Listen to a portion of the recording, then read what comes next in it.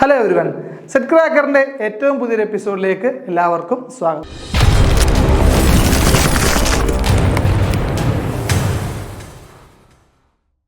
നമ്മൾ ചർച്ച ചെയ്തുകൊണ്ടിരുന്ന പ്രീവിയസ് ഇയർ സെറ്റ് ക്വസ്റ്റ്യൻ്റെ ജനറൽ പേപ്പറിൻ്റെ ബാക്കി ക്വസ്റ്റ്യൻസ് നമുക്കൊന്ന് നോക്കിയോളൂ. If an 8th standard student understands the logical connection between ideas and concepts, which of the following life skills does he demonstrate? അതായത് 8ാം ക്ലാസ്സിൽ പഠിക്കുന്ന ഒരു കുട്ടി logical connection, ideas and concept, ആശയങ്ങളുടെ ലോജിക്കൽ കണക്ഷൻ, യുക്തിപരമായ കണക്ഷനുകളൊക്കെ മനസ്സിലാക്കുന്നുണ്ടെങ്കിൽ ആ കുട്ടിക്ക് ഉണ്ടായിരിക്കുന്ന അല്ലെങ്കിൽ കുട്ടി പെർഫോം ചെയ്യുന്ന ആ ഒരു കഴിവ് അല്ലെങ്കിൽ പ്രാപ്തി എന്ന് പറയുന്നത് എന്താണെന്നാണ് ചോദ്യം. Problem solving, critical thinking, creative thinking, effective communication. അപ്പോൾ ഇതിൽ ഏതാണെന്നുള്ളതാണ് ഓപ്ഷൻ. അപ്പോൾ അതിൻ്റെ ആൻസർ ക്രിട്ടിക്കൽ തിങ്കിങ് എന്നുള്ളതാണ് കേട്ടോ. ക്രിട്ടിക്കൽ തിങ്കിങ് ആണ്, അതാണ് എന്ത് ഈ ഒരു ലോജിക്കൽ കണക്ഷനുകൾ ഓഫ് ഐഡിയാസ് ആൻഡ് കൺസെപ്റ്റ്, ഐഡിയകളുടെയും കൺസെപ്റ്റുകളുടെയും ലോജിക്കൽ കണക്ഷൻ മനസ്സിലാക്കുന്നതിന് കുട്ടി പ്രകടിപ്പിക്കുന്ന സ്കിൽ എന്ന് പറയുന്നത് ഏതാണ്? ക്രിട്ടിക്കൽ തിങ്കിങ് ആണ്. ഓക്കെ, ശരി, നെക്സ്റ്റ് ക്വസ്റ്റ്യൻ നോക്കാം. Evolving a human learning society through the advancement of knowledge, which national agency put forward this vision? അപ്പോൾ ഏതോ ഒരു ദേശീയ ഏജൻസിയുടെ വിഷനാണ് ഈ പറയുന്ന evolving a human learning society through the advancement of knowledge എന്ന വിഷൻ മുമ്പോട്ട് വച്ചിരിക്കുന്ന ഏജൻസി ഏതാണെന്നുള്ളതാണ് നമ്മുടെ ചോദ്യം. അപ്പോൾ അതിന് തന്നിരിക്കുന്ന ഏജൻസികളുടെ പേര് NIEPA, CABE, CASE, RIE. അപ്പോൾ ഇത് ആക്ച്വലി എല്ലാവർക്കും സ്കോർ ചെയ്യാൻ കഴിയുന്ന ഒരു ചോദ്യമാണെന്ന് ചോദിച്ചാൽ ഉറപ്പ് പറയാൻ പറ്റില്ല. കാരണം നമ്മൾ ഈ പറയുന്ന ഇൻസ്റ്റിറ്റ്യൂഷനിലേക്ക് ഒരു പക്ഷേ നമുക്ക് എല്ലാവർക്കും ചിലപ്പോൾ അറിയാമായിരിക്കും, അല്ലെങ്കിൽ ഇൻസ്റ്റിറ്റ്യൂഷൻ അറിയാവുന്ന ഒരുപാട് പേരുണ്ടായാൽ പോലും ഈ ഒരു വിഷൻ, അതായത് ഓരോ ഇൻസ്റ്റിറ്റ്യൂഷനും വിഷൻ അല്ലെങ്കിൽ മോട്ടോ അല്ലെങ്കിൽ എയിം ഒക്കെ നമ്മളെല്ലാവരും അത്ര ശ്രദ്ധ കൊടുത്ത് പഠിക്കുന്ന ഒന്നാണെന്ന് എനിക്ക് തോന്നുന്നില്ല. അപ്പോൾ അതുകൊണ്ട് തന്നെ ക്വസ്റ്റ്യൻ ഒരു അത്യാവശ്യം നിലവാരമുള്ളതാണ് എന്ന് പറയേണ്ടി വരും. ഓക്കെ, അപ്പോൾ ഇതിൻ്റെ ആൻസർ NIEPA ആണ്. അതിൻ്റെ ഫുൾ ഫോം നോക്കിക്കോളൂ, national institute of educational planning and administration. അപ്പോൾ 1962 രൂപീകൃതമായ national institute of educational planning and അഡ്മിനിസ്ട്രേഷൻ്റെ വിഷനാണ് നമ്മൾ നേരത്തെ പറഞ്ഞത്, evolving a human learning society through the advancement of knowledge എന്നുള്ളത്. ഓക്കെ, ബാക്കിയുള്ള ഏജൻസികൾ നമുക്ക് നോക്കാം. CAB, കേബ് എന്നൊക്കെ വേണമെങ്കിൽ പറയാം. The central advisory board of education, അതായത് സെൻട്രൽ ഗവൺമെൻറ്റിന് എഡ്യൂക്കേഷന് അഡ്വൈസ് കൊടുക്കുന്ന ഒരു അഡ്വൈസറി ബോഡിയാണ്. 1920 സ്ഥാപിതമായത് CAB. ഓക്കെ, അടുത്ത കേസ് അല്ലെങ്കിൽ CASE, council for advancement and support of education. അത് രൂപീകൃതമായത് 1974. Okay, council for advancement and support of education. Okay, അടുത്ത RIE, regional institute of education, സ്ഥാപിതമായ വർഷം 1963. RIE, regional institute of education. Okay, ശരി, next question നോക്കിക്കോളൂ. Curriculum inputs are implicitly provided to learner by the organisation through various means is known as. അതായത് ഒരു organisation കുട്ടികൾക്ക് implicitly provide ചെയ്യുന്ന curricular ഇൻപുട്സിനെ വിളിക്കുന്ന പേരെന്താണ്? ഇംപ്ലിസിറ്റ്ലി എന്ന് പറഞ്ഞാൽ യഥാർത്ഥത്തിൽ അതല്ല പറയുന്നത്, എന്നിരുന്നാൽ അതിൻ്റെ ഉള്ളിലുള്ള ആശയം ഇതാണ് എന്ന് മനസ്സിലാക്കി കൊടുക്കുന്ന അത്തരം കരിക്കുലത്തിനെ വിളിക്കുന്ന പേരെന്താണെന്നാണ് ചോദ്യം. ഓപ്ഷൻ നോക്കൂ: core curriculum, null curriculum, hidden curriculum, overt curriculum. അപ്പോൾ ഇതിൽ ഏത് കരിക്കുലത്തിൻ്റെ അണ്ടറിൽ വരും ഈ അതായത് നമ്മളിപ്പം എന്താ പറയുന്നത്, പറയാതെ പറയുന്ന ചില കാര്യങ്ങളുണ്ടല്ലോ, ഇത് നമ്മുടെ ടെക്സ്റ്റുകളിൽ നിന്ന്, നമ്മുടെ പുസ്തകങ്ങളിൽ നിന്ന്, നമുക്ക് തരുന്ന ആക്ടിവിറ്റീസിൽ നിന്നൊക്കെ പറയാതെ നമുക്ക് ലഭിക്കുന്ന ചില, അതായത് അതിൽ പറഞ്ഞിരിക്കുന്ന കാര്യങ്ങളല്ലാതെ പുറമേ നമുക്ക് കുറേ അറിവുകൾ ആ ഒരു ടാസ്കിൽ നിന്നോ അല്ലെങ്കിൽ ഒരു ടെക്സ്റ്റിൽ നിന്നോ അല്ലെങ്കിൽ ഒരു പാസേജിൽ നിന്നോ നമുക്ക് കിട്ടുമെങ്കിൽ അതിന് ആ ഒരു കരിക്കുലം, അങ്ങനെ ഉൾപ്പെടുത്തിയിരിക്കുന്ന കരിക്കുലത്തിനെ വിളിക്കുന്ന പേരെന്താണ്?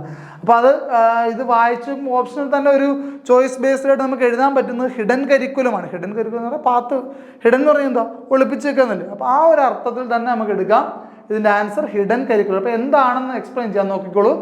Hidden curriculum, the unspoken lessons, messages, norms, values and perspectives that students learn through their school experiences. അതായത് ഇപ്പോൾ സപ്പോസ് ഒരു ചാപ്റ്റർ പഠിപ്പിക്കുക അല്ലെങ്കിൽ ഒരു മോറൽ സ്റ്റോറി പഠിപ്പിക്കുക. ആ സ്റ്റോറി പഠിപ്പിക്കുമ്പോൾ അതിൻ്റെ അകത്ത് കഥ എന്നതിലുപരി ഒരു മോറൽ ലെസൺ കൂടി അതിൻ്റെ അകത്തുണ്ടാവും അല്ലേ. അപ്പോൾ അങ്ങനെ ലഭിക്കുന്ന എന്താണ്, അൺറിട്ടൺ ആയിട്ട് അതിൻ്റെ ഉള്ളടക്കത്തിലുള്ള എന്നാൽ അൺറിട്ടൺ ആയിട്ട് നമുക്ക് ലഭിക്കുന്ന എന്താണ് വാല്യൂസ് അതുതന്നെയാണ് നമ്മൾ എന്തെന്ന് ഉദ്ദേശിക്കുന്നത് ഹിഡൻ കരിക്കുലം എന്നതിൽ ഉദ്ദേശിക്കുന്നത്. ഓക്കെ, അപ്പോൾ നോക്കിയോളൂ, unspoken lessons, messages, norms, values and perspectives that students learn through their school experiences ആണ് എന്തെന്ന് പറയുന്നത് ഹിഡൻ കരിക്കുലം എന്നതുകൊണ്ട് ഉദ്ദേശിക്കുന്നത്. ഓക്കെ, അടുത്ത നൾ കരിക്കുലം എന്താണെന്ന് നോക്കിയോ, subjects which are in the curriculum but are not taught for one reason എന്ന് പറയുന്നത്. അതായത് എന്തെങ്കിലും ഒരു കാരണത്തിൻ്റെ പേരിൽ പുസ്തകത്തിലുള്ള അല്ലെങ്കിൽ കരിക്കുലത്തിലുള്ള ഒരു സാധനമായിരിക്കും, പക്ഷേ നമ്മൾ എന്ത് ചെയ്യില്ല, പഠിപ്പിക്കില്ല എന്നുള്ളതാണ്. അപ്പോൾ അതിൻ്റെ ഒരു എക്സാമ്പിളായിട്ടൊക്കെ പറയാൻ പറ്റുന്നത് ഈ എന്താണ് നമ്മുടെ ഈ കോവിഡ് ടൈമിലൊക്കെ ഫോക്കസ് ഏരിയ എന്ന് പറയുന്നൊരു സംഭവം ഉണ്ടായിരുന്നു അല്ലേ. എന്താണ് കുട്ടികളുടെ സിലബസിൽ നിന്നും ചില ഏരിയകൾക്ക് ഫോക്കസ് കൊടുത്ത് ആ ഏരിയ ഫോക്കസ് ചെയ്ത് പഠിച്ചുകൊണ്ട് വരിക എന്നുള്ളതാണ്. അപ്പോൾ അധ്യാപകർ പഠിപ്പിക്കുന്നു, ആ ഫോക്കസ് ഏരിയ ബേസ്ഡ് ആയിട്ടായിരിക്കും. ബാക്കിയുള്ള പാഠങ്ങൾ എന്താണ് പോർഷൻസ് എന്ത് ചെയ്തിട്ടില്ല, പഠിപ്പിച്ചിട്ടില്ല. അപ്പോൾ ആ ഒരു സമയത്ത് കരിക്കുലത്തിൽ നമുക്ക് എന്തെന്ന് പറയാം, ഇതിനെ നമുക്ക് എന്ത് വിളിക്കാം, നൾ കരിക്കുലം എന്ന് വിളിക്കുക, ആ പഠിപ്പിക്കാത്ത ഭാഗങ്ങൾ. കാരണം പുസ്തകത്തിൽ അല്ലെങ്കിൽ റിട്ടൺ ആയിട്ടുണ്ട്, പക്ഷേ എന്നാൽ ഒരു റീസൺ കാരണം അത് എന്ത് ചെയ്തിട്ടില്ല, പഠിപ്പിച്ചിട്ടുള്ളതാണ്. Okay, subjects which are in the curriculum but are not taught for one reason, ഒന്നോ അതിലധികം കാരണങ്ങൾ കൊണ്ട് ഉള്ളടക്കത്തിലുള്ള ഒരു കാര്യം നമ്മൾ എന്ത് ചെയ്യാതെ പോകുന്നു, കുട്ടികളെ പഠിപ്പിക്കാതെ പോകുന്നതിനാണ് എന്ത് പറയുന്നത്, നൾ കരിക്കുലം എന്ന് പറയും. ഓക്കെ, അടുത്ത overt curriculum. The overt curriculum is usually confined to those written understandings and directions formally designated and reviewed by administrators, curriculum directors and teachers. അതായത് കരിക്കുലം ഡയറക്ടേഴ്സും അഡ്മിനിസ്ട്രേറ്റേഴ്സും ടീച്ചേഴ്സും ഒക്കെ റിട്ടണായി നൽകുന്ന കരിക്കുലം, അതാണ് പ്യൂറായി പറഞ്ഞാൽ ഓവർട്ട് കരിക്കുലം എന്ന് പറയുന്നത്. എക്സാമ്പിൾ പറഞ്ഞാൽ സ്കൂൾ ടെക്സ്റ്റ് ബുക്ക് റിട്ടണായി കൊടുക്കുന്നതാണ്, അതൊരു ഓവർട്ട് കരിക്കുലമാണ്. ഓക്കെ, അപ്പോൾ അതാണ് ഓവർട്ട് കരിക്കുലം എന്ന് പറയുന്നത്, റിട്ടൺ ഫോമിൽ കിട്ടുന്ന കരിക്കുലമാണ്. ഓക്കെ, ശരി, നെക്സ്റ്റ് ക്വസ്റ്റ്യൻ നോക്കോളൂ. Consistency of a measuring tool is known as. ഒരു മെഷറിംഗ് ടൂളിൻ്റെ കൺസിസ്റ്റൻസി, അതിൻ്റെ സ്ഥിരതയെ നമ്മൾ എന്ത് വിളിക്കും? Accuracy, validity, reliability, applicability. Consistency എന്ന് പറഞ്ഞാൽ എന്താണ്, നമ്മൾ ഈ ടൈം കൂടുതലായി ഉപയോഗിക്കുന്ന ഈ സ്പോർട്സ് താരങ്ങളുടെയൊക്കെ സ്ഥിരത അല്ലെങ്കിൽ കൺസിസ്റ്റൻസി എന്ന് പറയും. കാരണം ഒരു കളിയിൽ അയാൾക്കുണ്ടായിരിക്കുന്ന ഫോം അയാൾ വീണ്ടും തുടരുമ്പോഴാണ് അയാളെ ഒരു കൺസിസ്റ്റൻ്റ് പ്ലെയർ എന്ന് വിളിക്കുന്നത്. അതായത് മികച്ച നിലവാരം തുടർച്ചയായി പ്രകടിപ്പിക്കുക എന്നുള്ളതാണ് കൺസിസ്റ്റൻസി കൊണ്ട് ഉദ്ദേശിക്കുന്നത്. അപ്പോൾ അങ്ങനെയുള്ളൊരു സാഹചര്യത്തിൽ ഒരു മെഷറിംഗ് ടൂളിൻ്റെ കൺസിസ്റ്റൻസി എന്നുള്ളത് കൊണ്ട് ഉദ്ദേശിക്കുന്ന അല്ലെങ്കിൽ അതിനെ വിളിക്കുന്ന പേരെന്താണെന്ന് വെച്ചാൽ റിലയബിലിറ്റി എന്നുള്ളതാണ് കേട്ടോ, വിശ്വാസ്യത. അതായത് ആ ഒരു എന്താണ് മെഷറിംഗ് ടൂളിന് എന്താണ്, വിശ്വാസയോഗ്യമായ എന്നാണ്. എത്ര ടെസ്റ്റ് ചെയ്യുമ്പോഴും അല്ലെങ്കിൽ എത്ര സാഹചര്യത്തിലും കൃത്യമായ വില തരുന്ന അല്ലെങ്കിൽ കൃത്യമായ വാല്യൂസ് തരുന്ന ഒരു മെഷറിംഗ് ടൂൾ ആണെന്നുള്ളത് കൊണ്ട് റിലയബിലിറ്റിയാണ് കൺസിസ്റ്റൻസി എന്നുകൊണ്ട് ഉദ്ദേശിക്കുന്നത്. ഓക്കെ, ശരി, നെക്സ്റ്റ് ക്വസ്റ്റ്യൻ നോക്കോളൂ. Digital audio content distributed over the internet is known as. ഇത് ഒരുവിധപ്പെട്ടവർക്കെല്ലാം അറിയാമായിരിക്കും അല്ലേ. കാരണം പോഡ്കാസ്റ്റ് എന്നത് വളരെ കോവിഡ് ടൈമിലൊക്കെ ഒരുപാട് എന്താണ് ഹൈപ്പ് കിട്ടിയ ഒരു സംഭവമാണ് അല്ലേ. ഈ പോഡ്കാസ്റ്റുകൾ, അതായത് എന്താണ് വോയിസ് റെക്കോർഡ് ചെയ്തിരിക്കുന്ന അല്ലെങ്കിൽ ഡിജിറ്റൽ ഫോർമാറ്റിലുള്ള വോയിസുകൾ അല്ലേ, അല്ലെങ്കിൽ മ്യൂസിക് എന്തെങ്കിലും ആയിക്കോട്ടെ. അപ്പോൾ ആ ഒരു സംഭവം എന്താണ് ഡിജിറ്റലി ഷെയർ ചെയ്യുന്നതിനെ വിളിക്കുന്ന പേര്. പോഡ്കാസ്റ്റ് നമ്മൾ ഒരുപാട് കണ്ടിട്ടും കേട്ടിട്ടുമുള്ളതായിരിക്കാം ഒരു പക്ഷേ. ഈ പോഡ്കാസ്റ്റിനെ ബേസ് ചെയ്തിട്ട് ഈ കോവിഡ് ടൈമിൽ ആപ്ലിക്കേഷനുകൾ വരെ ഇറങ്ങിയിട്ടുണ്ടായിരുന്നു. അതായത് മറ്റുള്ളവരോട് സംസാരിക്കാൻ മാത്രം കഴിയുന്ന ആപ്ലിക്കേഷനുകൾ. ഓക്കെ, പേരൊന്നും ഞാൻ പറയുന്നില്ല. അപ്പോൾ അങ്ങനെയുള്ള ആപ്ലിക്കേഷൻസ് ഉൾപ്പെടെ ഈ പോഡ്കാസ്റ്റ് എന്നത് ഞാനിപ്പോൾ പറഞ്ഞ പോഡ്കാസ്റ്റ് എന്നതിന് ഇപ്പോഴല്ല പ്രാധാന്യമുള്ളത്. പോഡ്കാസ്റ്റിന് എന്താണ് വളരെ ശ്രദ്ധയെ ആകർഷിച്ച ഒരു സമയം കോവിഡ് ടൈമാണ്. കാരണം ഈ സോഷ്യൽ ഡിസ്റ്റൻസിങ് കീപ്പ് ചെയ്ത് നമ്മളെല്ലാവരും വീടുകളിൽ ഇരുന്ന സമയത്ത് മറ്റ് വേൾഡ് ഔട്ട്സൈഡുമായി കണക്ട് ചെയ്തിരുന്ന ഒരൊറ്റൊരു ഉപാധി കൂടിയായിരുന്നു ഈ പോഡ്കാസ്റ്റുകൾ എന്ന് പറയുന്നത്. ഓക്കെ, അപ്പോൾ ഡിജിറ്റൽ ഓഡിയോ കണ്ടന്റ് ആണ്, ഡിസ്ട്രിബ്യൂട്ട് ഓവർ ഇന്റർനെറ്റ് ആണ്, അതാണ് എന്ത് പോഡ്കാസ്റ്റ് എന്ന് പറയുന്നത്. ഓക്കെ, ഇനി ഓരോന്ന് എന്താണെന്ന് നോക്കാം നമുക്ക്. ഈ കണ്ടന്റ് കാണുമ്പോൾ അറിയാം electronic content. Okay, and information or content which is delivered or shared through network based electronic device such as computer.